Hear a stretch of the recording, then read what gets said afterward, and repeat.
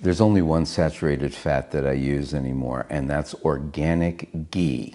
Organic Valley grass-fed ghee. For those of you that may not know, ghee is clarified butter. That is butter that has had all of the milk solids removed from it.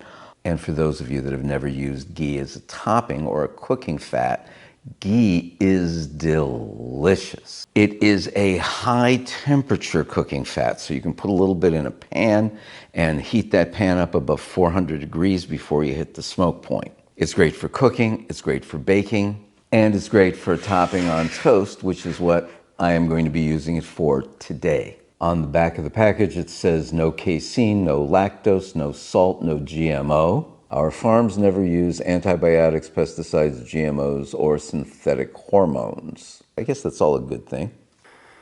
It smells fantastic. When you open up a jar of ghee, it's supposed to smell a little bit of caramel, and this absolutely does.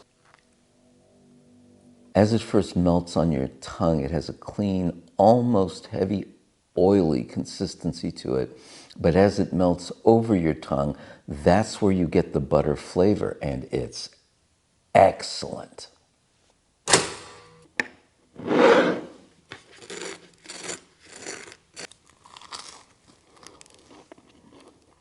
Oh, it's good.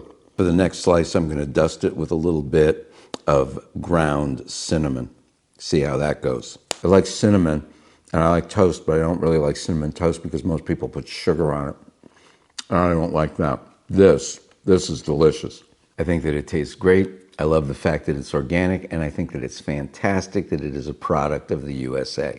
I don't usually make formal recommendations in my videos, but I have no problem making a formal recommendation for Organic Valley ghee.